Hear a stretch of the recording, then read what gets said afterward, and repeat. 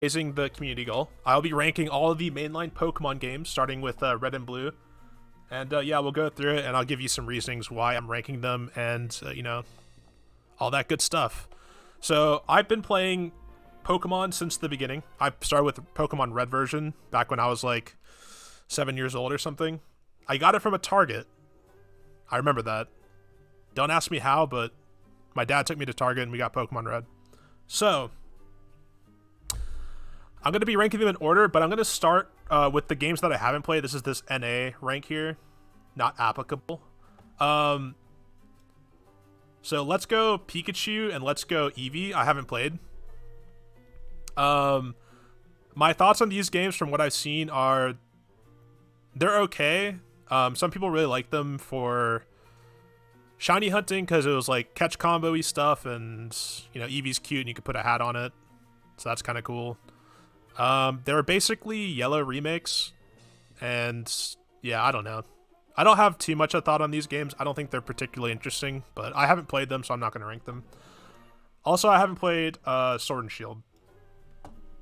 These games I've watched a lot of, but I've never played them, so I didn't feel like I could completely rank them. But I've watched all the DLC and the main story, and from what I could tell, these games are like fine. That's about it. I don't have too much of a thought on these games. They're fine, but I'm still not going to rank them. But yeah, so if you're expecting me to give some hot takes on like Let's Go and Gen 8, I don't really have anything to say there. All right, hold on. Let me check something.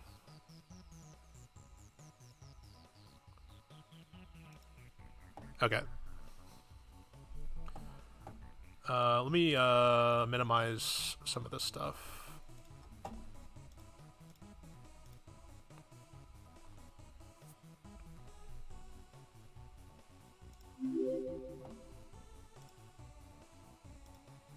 Okay.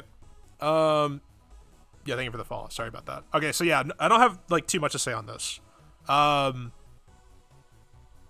Yeah, these games are like whatever. All right. So red and blue and yellow. I'll put all these in the same category. Like yellow's different from red and blue. It's not like that much different, but it is a little bit different. But I mean, honestly, like all three of these games are very similar. I'm gonna put these in the A tier, and this might be surprising because most people aren't a fan of these games. But I am old enough where I have a lot of nostalgia for these games, so I rank these differently. Like if you're 18 years old now, like you don't give a shit about these games. But for me, I really enjoyed them, and that's where Pokemon started. And yeah, so I have a lot of nostalgia with like the original games. It was like the main reason to own a Game Boy. Like if you had a Game Boy and you're at school, you're playing Pokemon. That was pretty much it. I mean, there's some dudes that played like Tetris or something, but they don't count. But yeah, red and blue, yellow. These games are good. They don't hold up very well now, but these games started it all, so I feel like giving it anything less than A would be a little disingenuous, at least from like my perspective. But like I completely agree with the fact that a lot of people are like, "Hey, Gen 1 sucks." Designs looked bad and they don't hold up. The gameplay is like weird. Sure, that's all fine. But these games are cool. I like them. All right, Gold, Silver. I'm actually gonna put Crystal in its own category because I think Crystal actually does differentiate itself. But for Gold and Silver, these are going to go in the B tier. So the reason why I put Gold and Silver here is because I just found these games to be okay. Going back and replaying them now, I don't have as much fun. I don't have as much nostalgia with these as I do with the original games. So for Gen 2, I'm going to put them in the B tier. I still think they're pretty decent games. They're just nothing really like that cool. I would say the coolest thing about this gen was that obviously them adding Kanto into the post game is like one of the coolest things they could have done. But the whole Johto part of it, the first half of the game, isn't like the best. So yeah, I kind of put Gen 2 here. Crystal, I'll bump up to A. Crystal did add some cool stuff. The Suicune quest was pretty interesting, and also they added, this is the first generation they added the ability to choose your gender, which is cool, and also the moving sprites. So for those few reasons alone, like I'll bump Crystal up a tier. I'll put it on the same level as like Red, Blue, and Yellow. But yeah, like I'm actually not like that huge of a Johto fan. But you know, these games are still classics. They add a lot, like held items and berries and whatever. They added some like new Pokeballs that didn't really matter. But anyways. They introduced shinies. That's a good point. Sorry, I looked at chat for a second. These did introduce shinies, but I'm not really like, I'm not going to look at these games from a shiny hunting perspective. And like shinies don't honestly matter in terms of like your overall enjoyment of a game from a casual perspective. But yes, if you want to look at it from the shiny hunting perspective, then yeah. Gen 2 did add shinies, which is pretty cool. It's just like the first half of the game I feel like is like super underwhelming. It's really cool when you get to go through Kanto again and then fight Red. That's cool, but other than that, it's kind of just like mediocre. So yeah, that's pretty much all I have to say about Gen 1 and 2.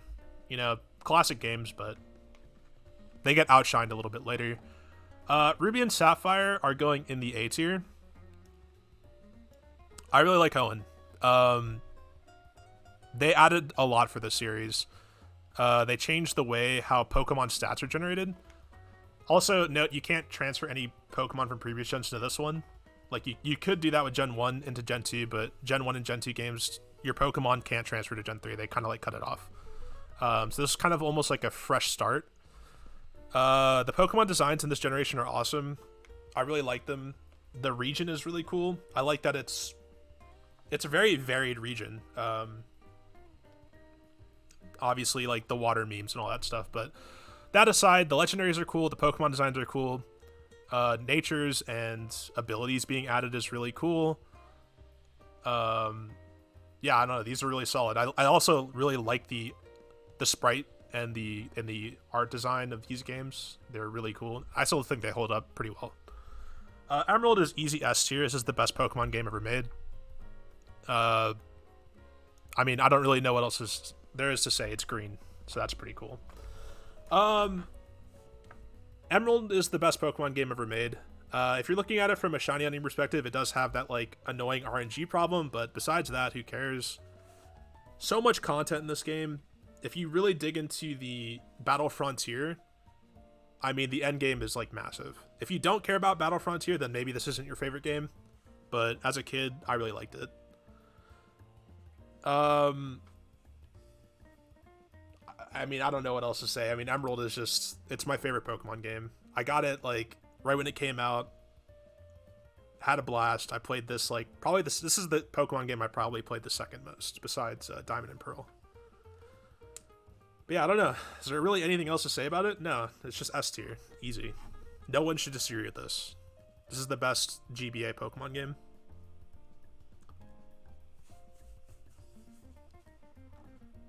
What's next? Oh god. Okay. So FireRed and LeafGreen.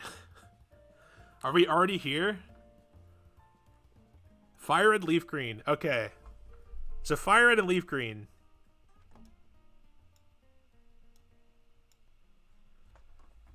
This is the blemish of Gen 3. To me, these two games are the blemish. This is like the pimple on Gen. This is like the awkward teenage years of Gen 3.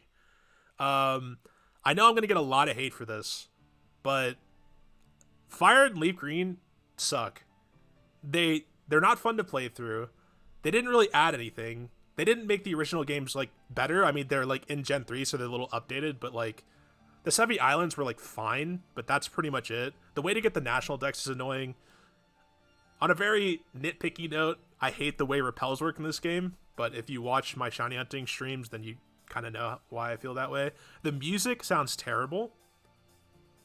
There's only a few songs from FireRed and LeafGreen that I legitimately like. These aren't good remakes. I don't like them. They did add like the Union Room, which is kind of cool. It's like they added like a wireless adapter that like came with the cartridge. Like I think if you bought them like when they came out, they like were bundled with like the wireless adapter, and you can, you know, go to the Union Room, and the Union Room's pretty cool. So I'll give it that. Things that FireRed LeafGreen did well.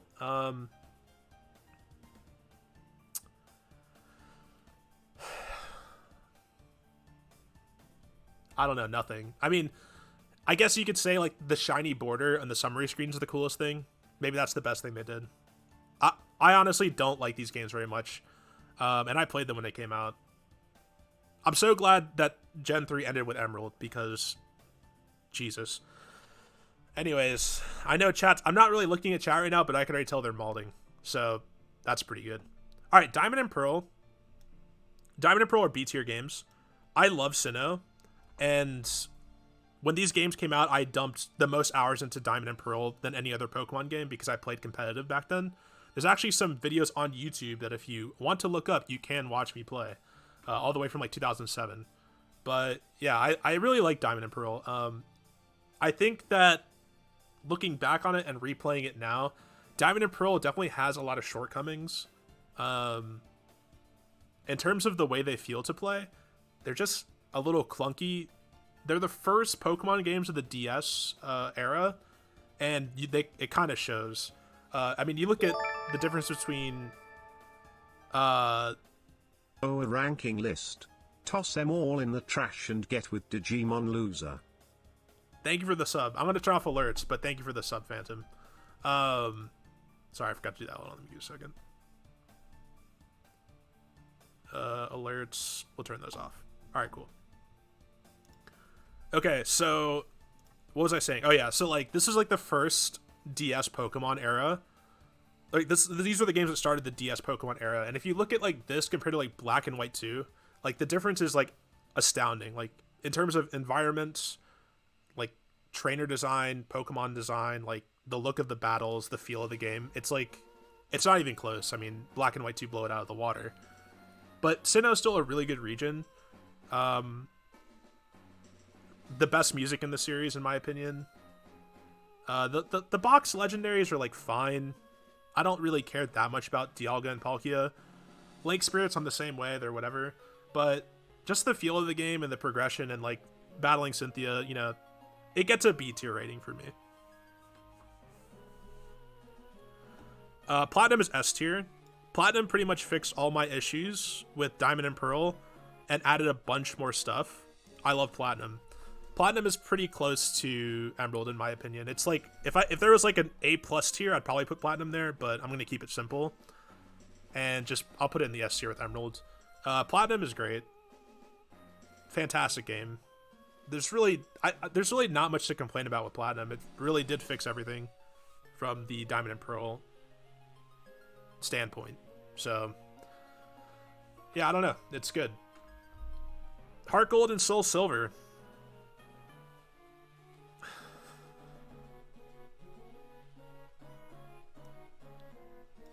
This is actually really tough because I've been going back and forth on where I want to put HeartGold and SoulSilver. I kind of want to skip it, but it's kind of I should just do it. They're C tier games. I was debating between C and B, but I think it's C tier. HeartGold and SoulSilver. Let me tell you the good things about HeartGold and SoulSilver before everyone starts malding. The good things about HeartGold and SoulSilver are, they have the most quality of life things in any Pokemon game that are actually like important. Auto run is fantastic. Being able to use like the running shoes without holding the B button is like, I don't know why it took them this long to figure that out. Like this is, I mean, maybe for like the GBA games it was kind of hard. There's no touchscreen, but like Diamond, Pearl, and Platinum didn't have that. Why? You know, Diamond, Pearl, and Platinum really didn't utilize the touchscreen the way that HeartGold SoulSilver did. Also, I love Voltorb Flip. It's my favorite minigame in the series. And yeah, like content-wise, this is like cream of the crop. Like they jam-packed a bunch of stuff. Like you could find like, you know, the Hoenn tree, or yeah, the Hoenn Weather Trio in here, using like the Jade Orb and whatever else, or like the Red Orb, Blue Orb, Jade Orb thing, and I don't know, there's like a lot of cool stuff in this game. The problem is that it's the same issues with Gen 2, where Johto is just not very interesting to me. Also, the level scaling in this game is horrible. It makes the game really annoying to play through. I played through this game 4 times very recently, like within the last couple of months, And playing through the games is just like a misery. Like, it's equivalent to Fire and LeafGreen in my opinion. Like, I don't like playing through these games. Like, when I'm at the end game and I'm doing all the cool stuff, it's fun, but getting there sucks. So yeah, like, that's why I'm putting them in the C tier. These games really just... These games are like remakes of Gen 2, but they kind of just highlight why I don't think Gen 2 is that good. And that's kind of why I'm putting them in the C tier. Now, a lot of people would put these games in the S tier, which I get it. Like, it's... They, like, from a mechanical standpoint, they're fantastic games. They're probably the best games in the series, honestly, from just a purely mechanical standpoint. But yeah, for me, we're going in the C tier, I think. Also, I hate that your mom calls you like every 5 seconds. Can we just turn off the, like, I don't want like cell phones in Pokemon games anymore. Like, just get rid of them. Like, this is Gen 2, why? I don't like this. Alright. So that's it for Gen 4, right? Okay, yeah. So Black and White. Black and White are solid games. I'm going to put them on the same level as Diamond and Pearl. These games are solid. Like, they're not fantastic, they're solid. The starters are absolute trash. Oshawott, Tepig and Snivy, terrible Pokemon. I don't want to use any of them. Like, literally every playthrough, I play it up until a point where I can dump them into a PC and just use a better Pokemon. But yeah, other than that, like, these games are solid. A lot of people say they have the best story, which, I mean, it's not that important to me, but objectively, yes. Like, I do think it's the most interesting story. I do like the little fake out at the end when you go to the Elite Four and, like, the castle, like, rises up through the ground. It makes absolutely no sense, but it's kind of cool. Yeah, these games are fine. Graphically, they look amazing. Some people don't like the moving, like, sprite art, which I can get, but I like it. I think it looks cool. The environments are cool. The progression through the region is a little bit linear, but it still has enough stuff. And the end game of Black and White is pretty good. So I think this is like a solid game. Like, nothing I absolutely adore about these games, but there's nothing that I absolutely hate. Also, I will point out, Gen 5 was great for adding reusable TMs. Reusable TMs was a big deal for me when I played these games back in 2010. Because or was it 2011? I think it was 2011. Either way. When I played through these games, like, being able to experiment with a bunch of different moves was a lot more fun. Like, I was always apprehensive to use TMs in the older games because I was like, once I use it, it's gone, so I want to, like, make sure I save it for the best Pokemon. But in these games, it's just like, yeah, just throw it on whatever you want. If you don't like it, just get rid of it. Really like that. It makes, like, experimenting with movesets a lot more fun. So Black and White, solid stuff. Not bad, not terrible. Pretty good. Black 2 and White 2 is A-tier games. They pretty much took everything about Black and White and just made it better in these games. There's not really much that I would say is better about Black and White, maybe besides the story, which again is not something that I'm very concerned with. So to me, Black and White 2 are basically a strict upgrade from Black and White, and the prices of the games probably tell that same story if you look on eBay. But yeah, I mean, Black 2 and White 2, they were sequels. They weren't like an enhanced version like they had done with the last 3 generations. And I thought that was pretty interesting. They added new areas in those regions. Like, you start in a different area of the map than you did in the last game, which I thought was clever. Like, that's pretty cool. They added a lot more variety in the routes, the Pokemon, like the Pokemon that are available to you. Like, there's a way bigger variety across all the previous gens. Pokestar Studio sucks. The fact that you have to do that at the beginning of the game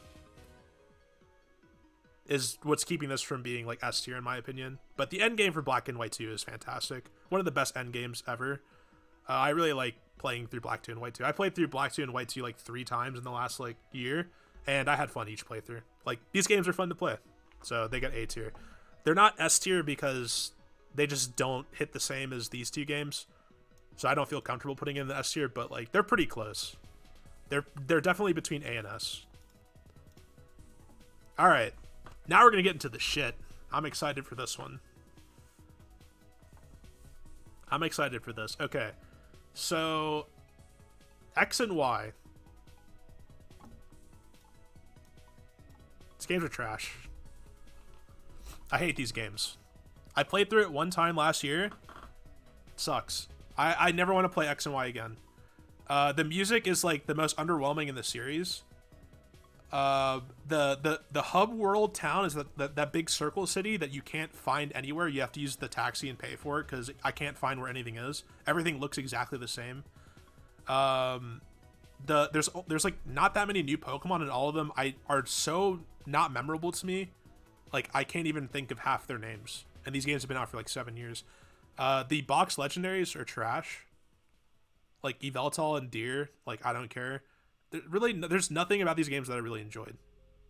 If you're a method hunter, they had some cool stuff, but these games were very underwhelming to me. I tried to play this back in 2013 when they came out, and I gave up after like the 3rd gym.